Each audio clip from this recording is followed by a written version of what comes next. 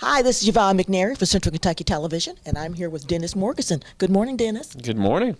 And Dennis is from the Washington County Extension Office, and he comes over from time to time to help us out with some trees Yes, that's and plantings. yes, And, it's that time of year. I know we're here to talk about Christmas trees, but as far as just trees in general and shrubs, it's time to go ahead and plant those. If you haven't, we still got time to plant. So if you know you want to get some new trees planted or some new shrubs, it's good to go ahead and put those out now. They're going dormant or already are almost dormant, so it's a good time to put them in the ground. okay, now what types of plants are we talking about? We're talking about like shade trees, evergreen trees. Evergreens actually are probably a little better in March, but we can still plant those now too if you can buy them balled and burlapped or even in containers. All of your native tree species, any of those flowering trees that you like dogwoods and redbuds, all those are good to go ahead and put in now. Okay, and it seems a little odd you put them in when it gets cold. It does seem odd, but they're already dormant or going dormant. That way we don't have transplant shock like we would if they're trying to maintain those leaves, to keep the water up to those leaves and things. They don't have to do that this time of year because, the leaves are dropping or almost gone, and they don't need to take up water. So they can kind of concentrate on getting that root system established before winter really sets in. Okay, now let's talk about those leaves on the trees here for a while. They are beautiful. They are, and this year we've actually turned out to have pretty good late season color.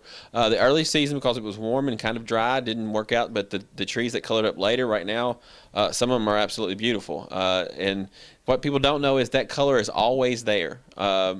Whatever color your tree is, that color's in those leaves. It's just covered up with the chlorophyll, which is the green part of the leaves. So when that chlorophyll goes down to the root system and is saved to be used again next year as foods and sugars, then that's when that color, which is the pigment in the leaf, can actually shine then. Okay, so it's not due to the moisture in the air?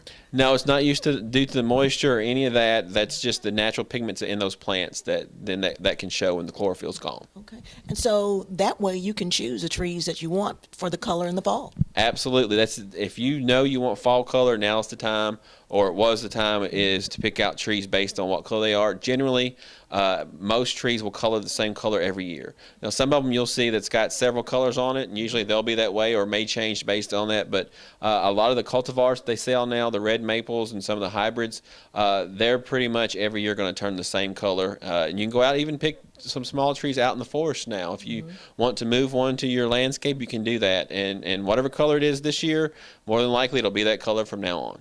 Okay, fantastic. Okay, we were talking earlier about Christmas trees. I know it's early. It is early, but there's things we have to think about. I know a lot of people, if you want a live tree, the best and the freshest tree you're going to get is if you go cut it yourself. Okay. And you can go to some of some tree farms around Lexington and Louisville. There's some of those. You can go out in the forest here locally and cut, a pine or a cedar or whatever you want. That's the only way you're going to get a really fresh tree. A lot of the ones they sell they're cut for up to a month before they even come to the store. So you'll see them and they look kind of dried when they get there, and that's because they've been cut a while. Okay. They also will spray paint some of those, believe it or not, I don't say spray paint, but they will color those needles on some of those trees you buy to get that color to last longer for you. But if you want a fresh tree, the best thing to do is go cut it yourself.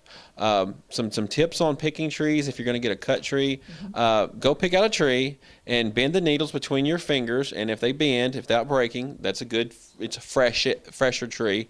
Also, pick the tree up and drop it on the butt end, which is the cut or stump end where it's been cut. And if a lot of needles fall off, that tells you that tree's not fresh. So you want to pick a different tree.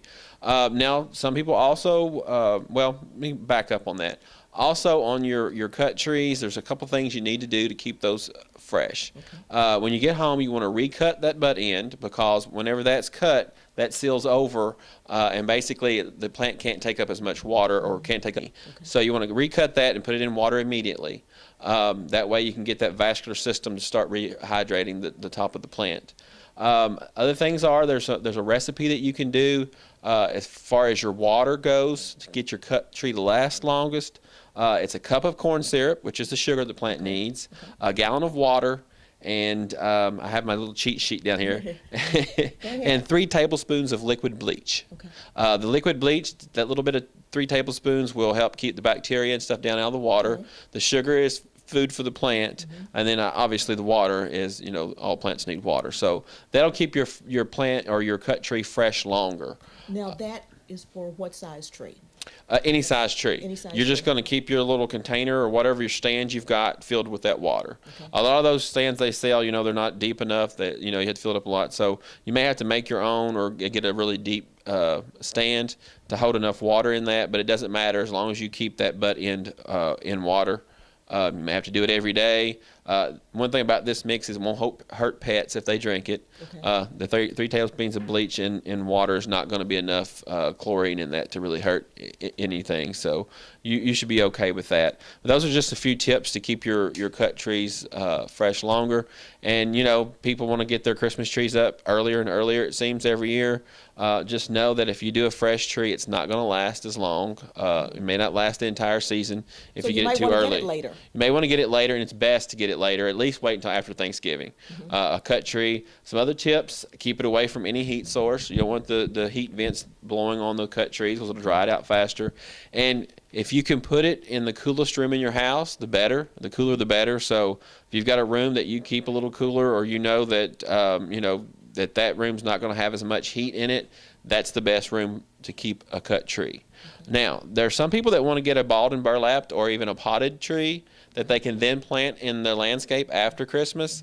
That's all fine, but generally speaking, you don't want to keep that that tree in the house more than, say, a week. Okay. So you really have to wait late if you want to do that. But the reason for that is you don't want that plant to start to break dormancy, because even though it's an evergreen and it's alive during the entire winter, you don't want it to break dormancy, because then if it goes out and the temperature drops, then you're going to get some foliage damage. Okay. So you want to wait until about a week before Christmas, get your live tree that's in a container. Just keep that container moist. You can also do the balled and burlapped. You've seen those trees. Just got to make sure you keep that ball moist, not wet. Okay. You just kind of keep an eye on that. Same concept with the cut trees. Coolest room in the house, away from heat vents. And just don't expect to keep it in the house a long time and for it to survive once you put it outside. So a week would be the longest I would want to keep one of these live container trees in the house before it went back out. Okay. Now, what are some of the dangers of having a fresh tree in the house? Really the only danger would be a cut tree, especially, would be a fire danger. Okay. That's been more of an issue back when we had those big remember the big bulbs that got really hot? Yeah. Now our bulbs are smaller, they don't have as much heat, and they just don't put out the amount of heat that they used to. So it's not as big an issue now as it used to be. Other than that, I mean, unless you're worried about bringing maybe some spiders or something in the house with the tree, but other than that, there's really not. And there is that chance. There is that chance. More than likely, especially if you go cut a tree yourself, you're going to get some kind of varmint to come in with it. It's going to be some spiders or some insects or something, Hopefully you won't bring a squirrel in like on National Lampoons. But, usually that squirrel is going to jump out of that tree before you haul it off. But anyway, other than that, there's not that much. The fire is the biggest issue. Okay. Now, what about people who decorate the trees outside of their houses? Let's say you have a spruce tree or a Christmas tree out there. That's, again, stay away from the hot bulbs. The hot bulbs are what's going to damage your foliage on those outdoor plants.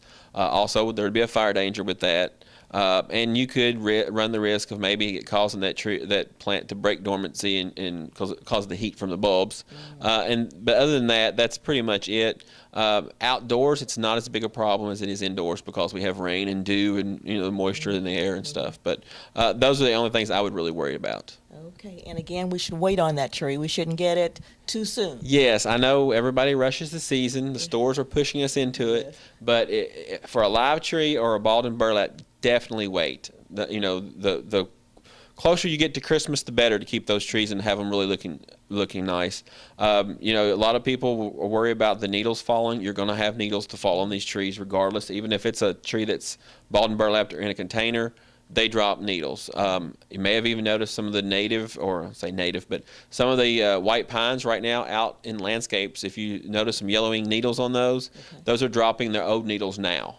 Just because they don't want to carry those through the winter. So generally speaking, those needles last 3 years. So what you see falling now are the needles that are 3 years old. So they're going to grow new ones in the spring on the ends of the branches. So they renew themselves. They just do it every 3 years instead of every year like a deciduous tree does. Okay. Well, give us the cocktail again. Okay. It is 1 cup of corn syrup, 3 tablespoons of liquid bleach, and 1 gallon of water.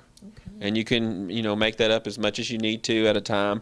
But generally speaking, that'll be enough each time to fill that up. Some of these trees will drink quite a bit of water, so check your water on your cut trees at least every day. All right. Well, thank you, Dennis Morgeson, for giving us all this good information on our trees. You're welcome. I'm glad to be here. All right. Thank you. This has been Yvonne McNary for Central Kentucky Television.